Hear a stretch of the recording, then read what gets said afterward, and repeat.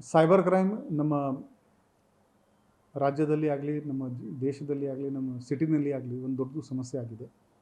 ಇದರಲ್ಲಿ ಮನಿ ಡಿಸ್ಪರ್ಸಲ್ ಒಂದು ಅಕೌಂಟಿಂದ ಹೋಗುತ್ತೆ, ಅದನ್ನು ನಾವು ಮ್ಯೂಲ್ ಅಕೌಂಟ್ಸ್ ಅಂತ ಹೇಳ್ತೀವಿ. ವಿಕ್ಟಿಮ್ದು ಅಕೌಂಟಿಂದ ದುಡ್ಡು ಹೋದ್ಮೇಲೆ ಯಾವ ಅಕೌಂಟ್ಗೆ ಅದು ಫಸ್ಟ್ ಟೈಮ್ ಹೋಗುತ್ತೆ ಅದನ್ನು ಲೇಯರ್ 1 ಅಕೌಂಟ್ ಹೇಳ್ತಾರೆ.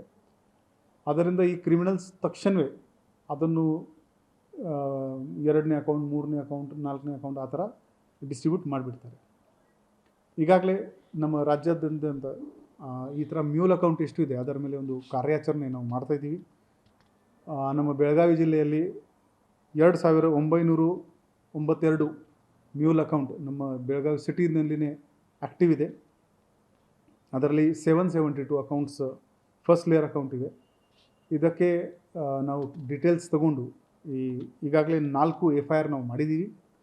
ಅದರದ್ದು ವಿಚಾರಣೆ ಆಗ್ತಾಯಿದೆ. ಯಾರ್ಯಾರು ತಪ್ಪಿಸ್ಥರು ಇದ್ದಾರೆ ಅವ್ರ ಮೇಲೆ ನಾವು ಕ್ರಮ ತಗೋತೀವಿ. ಈ 4 FIRನಲ್ಲಿ ನಾವು ಆ್ಯನಲೈಸ್ ಮಾಡಿದಾಗ ಯಾರೋ ಪರಿಚಯದವರು ಆಗಲಿ ಅಥವಾ ಯಾರೋ ಸೋಷಿಯಲ್ ಮೀಡಿಯಾದಲ್ಲಿ ಪರಿಚಯ ಆಗಿ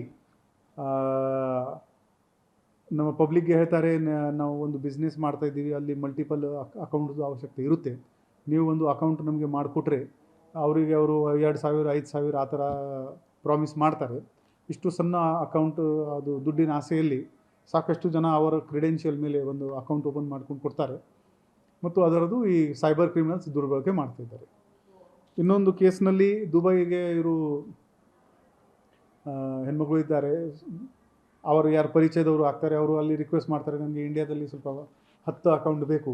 ಸೊ ಇವರು ಬೆಳಗಾವಿನಲ್ಲಿ ಅವ್ರ ತಾಯಿಗೆ ಕರೆ ಮಾಡಿದ್ದಾರೆ.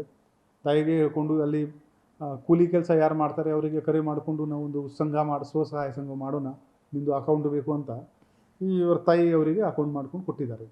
ಸೊ ಡೈರೆಕ್ಟ್ಲಿ ಆರ್ ಇಂಡೈರೆಕ್ಟ್ಲಿ ಇವರು ಆ ಕ್ರೈಮ್ಗೆ ಸಹಾಯ ಮಾಡ್ತಾಯಿದ್ದಾರೆ. 3ನೇ ಮೋಡಸ್ ಏನಿದೆ ಅಂದರೆ ವರ್ಕ್ ಫ್ರಮ್ ಹೋಮ್ ಅಂತ ಹೇಳ್ತಾರೆ. ನಿಮಗೆ ನಾವು 10,000 ರೂಪಾಯಿ ತಿಂಗಳಿಗೆ ಕೊಡ್ತೀವಿ, ನಿಮ್ಮ ಮನೆಯಿಂದ ಕೆಲಸ ಮಾಡಿ, ಆದರೆ ನೀವು ನಿಮ್ಮದು ಒಂದು ಅಕೌಂಟ್ ನಮಗೆ ಓಪನ್ ಮಾಡ್ಕೊಂಡು ಕೊಡಬೇಕು ಮತ್ತು ಆ ಅಕೌಂಟಿಂದ ಇವರು ಸೈಬರ್ ಕ್ರೈಮ್ದು ಟ್ರಾನ್ಸಾಕ್ಷನ್ಸ್ ಮಾಡ್ತಾರೆ. ಈ ವ್ಯಕ್ತಿ ತಿಳ್ಕೊಳ್ತಾರೆ ಅವನು ಯಾವ ಕಂಪನಿಗೋಸ್ಕರ ಕೆಲಸ ಮಾಡ್ತಾಯಿದ್ದಾನೆ.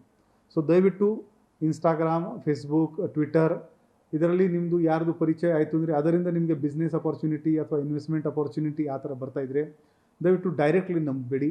ನೀವು ಫಿಸಿಕಲಿ ವೆರಿಫೈ ಮಾಡಿದರೆ ಮಾತ್ರ ಅಂಥ ಸ್ಕೀಮ್ ಆಗಲಿ ಅಥವಾ ಅಂಥ ಯಾವುದೇ ಯೋಜನೆ ಆಗಲಿ ಅದರ ಮೇಲೆ ನೀವು ನಂಬ್ಕೊಳ್ಳಿ. ಅದಕ್ಕೋಸ್ಕರ ನಿಮ್ಮ ಅಕೌಂಟ್ ಓಪನ್ ಮಾಡ್ಕೊಂಡು ಕೊಡಿ. ಇಲ್ಲಾಂದರೆ ನೀವು ಕೂಡ ಈ ಸೈಬರ್ ಕ್ರೈಮ್ದು ಒಂದು ಅಪರಾಧಿ ಆಗ್ತೀರಿ. ಎಚ್ಚರ ವಹಿಸಿ. ಧನ್ಯವಾದಗಳು.